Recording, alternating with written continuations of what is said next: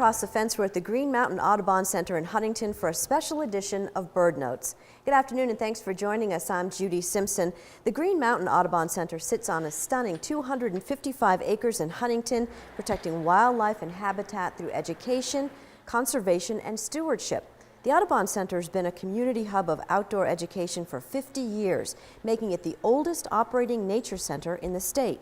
Throughout the year, Audubon offers a variety of program and activities to the public. It has 5 miles of hiking trails that offer opportunities to explore and discover the natural world of Vermont. To find out more, I'm joined by our monthly bird note expert and Audubon Vermont conservation biologist, Mark Labar. Thanks so much for having us here. Always great to be on the show, and great to have you down here at the Audubon Center. So this is where you come to work every day? This is where I come to work every day, and it's great. You know, the Audubon Center, as a bird person, and doing bird conservation is really unique in that it has, as you mentioned, a number of different habitat types that are out there. And because of that, we are able to see lots of different bird species. I'll focus on birds, but there's lots of wildlife in general. But Blackburnian warblers up on the hillsides, wood thrush up on the hillside. You get down around the beaver ponds, and we start seeing common yellow throat and gray catbirds over near the house that I live in, you know, out in the shrubs. Down along the river, we'll have kingfishers, you know, that will move up and down, common mergansers. And a lot of these habitats are very close to each other and adjacent, so you literally can move from one habitat to the next. So from a bird perspective, it's a great place, and it's a great place to come to work. Well, with that introduction and background from Mark, let's meet 2 other staffers here at Audubon Vermont. Kim Garrison is the center director who has been with Audubon Vermont for 17 years, and Jamie Montague is Audubon's education manager. Jamie is a New Hampshire native and joined Audubon in 2015. Thanks so much for hosting us this afternoon. Thank you so much for coming. So Mark talked a little bit about the birds at the center. Let's take some time and talk about the programming, the kinds of things you do here. Sure. Well, you said at the beginning that the center was established in 1964. So just as a little bit of background for viewers, there was a woman named Christine Hires, and as the story goes, in the 40s or 50s, she came up here to Vermont with the intention of buying a fur coat, but instead of buying a fur coat, she purchased a farm. And my kind of woman. Yeah, that's right. So then she took that farm and in 1964 donated the farm to the Green Mountain Audubon Society chapter. And that was with the intention and understanding that that farm or Audubon Center would be turned into a place where people would come out for education programs. So for 53 years, that's exactly what we've been doing here. We've been offering education programs and doing conservation work in the community. And I think that people in our community have come to love and respect our programs because they are almost entirely outdoors. They're very personal and relevant to the program participants. We have an excellent staff that we'll talk more about. They're also based in sound science and lead to some kind of conservation action. So especially with our youngest audiences, what we're trying to do is help build a strong set of conservation values with those kids that we work with. Can you give me some examples of some of those programs? Sure. Some of the programs that we offer, if you were out here in the winter, might be a Tricky Tracks program for a preschooler going out to track wildlife.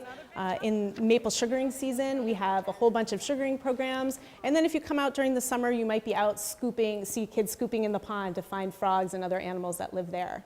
And so what kind of recreational opportunities are there? Yes, so Mark mentioned that we have 5 miles of hiking trails here. They are free and open to the public from dawn until dusk every day of the year. We are a center that is here to connect people with nature, and so people can come out, hike, walk, picnic. We have the Huntington River here, so people cool off during the summer in the river, and then we also have snowshoeing and cross-country skiing. And our trail system is designed so that it is accessible to people of all abilities. If you're an avid hiker, you can hit our ridge line at the center, but if you are someone who wants to come out and hike with a toddler, you can walk through our sugar bush where the trails are flat and wide, and there's always something to see. Mark mentioned the birds, but I was out walking just recently with my dog on a leash, and ran into a black bear on the trails. So there's a little something for everyone. So Kim, why don't you introduce us to Audubon's newest employee? Newest employee, yes. This is Jamie Montague, and she is our education program manager, but she is also our day camp director, and she is one of 3 education staff that we have working to develop and deliver our programs at the center and then also through outreach. So Jamie, tell us about some of the programming. So Kim already mentioned a couple of them. One thing I wanted to point out was that there's always something different happening here with our programming. We follow the seasons. So at the beginning of the year, we start out in January, a lot of wildlife tracking, winter wilderness skills. Then we move into the springtime and we're following bird migrations and amphibians coming out. Then in the summertime, pond scooping and hot days at the river, wildflower walks for adults. We have bird monitoring that happens once a month here at the center. We move into the fall, learning about trees and beautiful foliage. And then orienteering. We have some great orienteering programs for all ages. So it really follows a seasonal theme. Mm-hmm. And so you talk about some of the educational programs for young folks. What about for adults? Great. So we have a wonderful, diverse public program for a series for adults, and it includes a lot of things that people who like to spend time outside or want to spend more time outside would want to know about. Birding, wildlife tracking, wilderness skills, orienteering, things that you would build in your skill set as you're spending time outside. Mm-hmm. And it's important that you mention outside, because that's really what this is all about. It's not about sitting at a table and looking at pictures. Absolutely.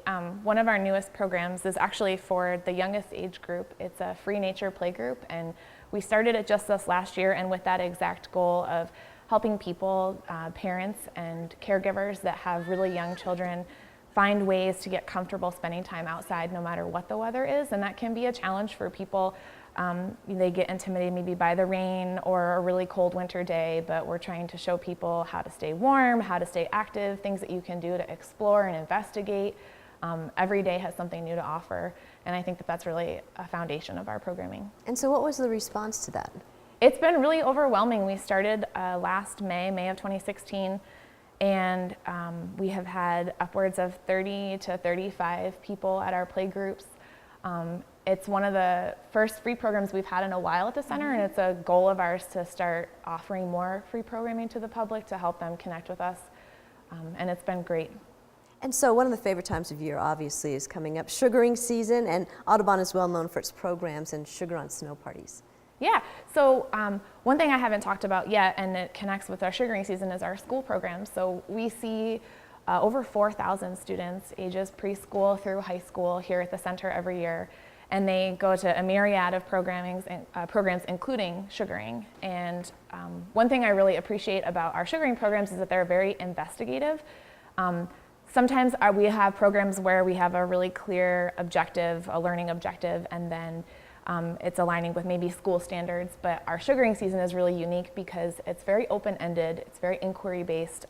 We have kids come and we give them a kit of tools that they may use to tap a tree, but we kind of bring them to this tree and say, we're not going to tell you how to do this. We want you to work together and look at these tools. You may have never seen some of these tools before. You may have never seen somebody tap a tree, but let's see if you guys can figure it out. And it's really fun to see the response from the kids.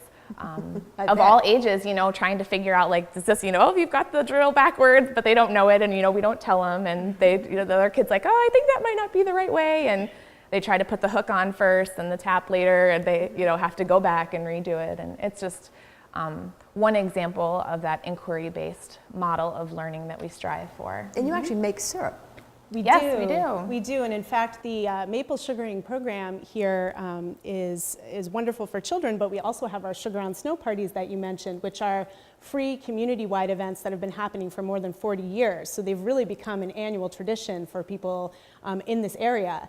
And what makes our Sugar on Snow parties unique is folks who come out, the guests who come out, have that full sensorial experience that Jamie was just talking about, that the little kids have, where they are included in the process of maple sugaring when they come to visit. From carry this bucket. Exactly. Yeah. Well, that's exactly it. And people like that. They come out and they learn how to tap a tree, and they taste sap if the sap is running, and they're asked to gather help us sap. To collect it. Exactly. Yeah. And they do learn how to tap a tree, and then we have a demonstration sugar house here. So even if the weather's not perfect for actually producing maple maple syrup in our larger sugar house, people can always come and see the sap boiling, smell the syrup as it starts to, as it's cooking, and really get that experience from sap all the way to maple syrup. And it's like I said, it's like a rite of spring. And then of course the sugar on snow is there, which, you know, people love that, to come in and buy that. And proceeds from that go right back into our education programs here at the center. Let's transition into summer now, because you have summer camps. We do have Yes. summer camps. So our summer camp season is a blast. Anybody who were to visit the center during the summertime is guaranteed to see at least 30 very happy children running around. And dirty too. Yes, muddy and having a blast. We offer 8 weeks of summer camps for ages 3 all the way up through middle school, age 13. We also have a counselor and training program for high school students. And it's immersive, it's play-based, it's very exploratory, and above all else, fun. It just brings a smile to my face to think about summer camp. We spend a lot of time at the river because the Huntington River is adjacent to essentially 2 sides of our property here. And so we have lots of different access points. So we spend time cooling off at the river, building boats out of natural materials to float down. I actually have a picture that I brought to show that of one of our summer camp students who made their sails and their raft all out of natural materials. And then they have races down the river with their boats. And we spend time scooping at the ponds. We build shelters.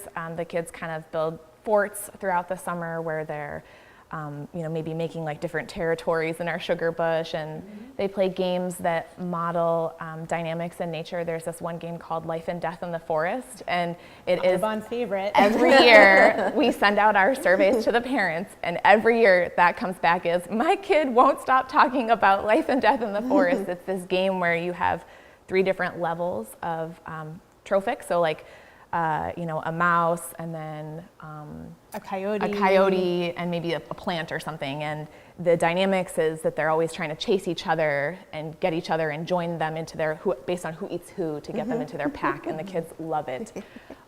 It's really hard to get them to stop playing. And since Jamie mentioned those evaluations and feedback from parents, I'm a parent who sends my kids to Audubon camp, and they just love it. Yeah. Now, is there a way for people to get involved with the center if they want to? Absolutely. In fact, we rely on volunteers to work with us year-round to make sure that the operations here run smoothly. So volunteering, depending on the season, could be anything from helping us to tap our sugar bush during late winter, to helping to gather the sap a little bit later as spring comes on, to volunteering at one of our special events, like the Sugar on Snow parties.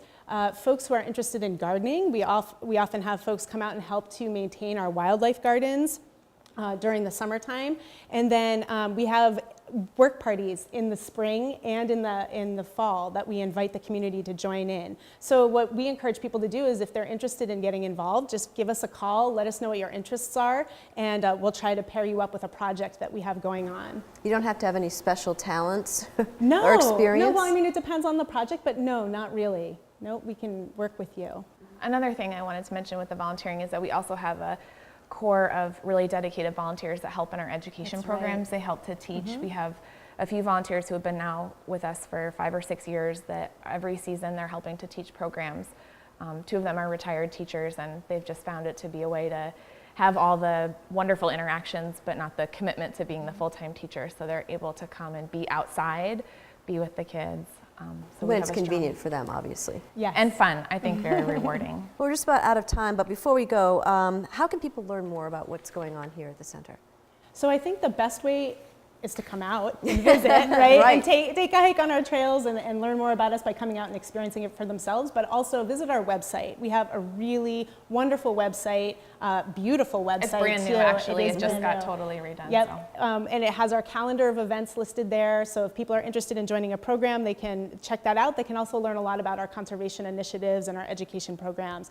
And our web address is vt, as in Vermont, .audubon.org.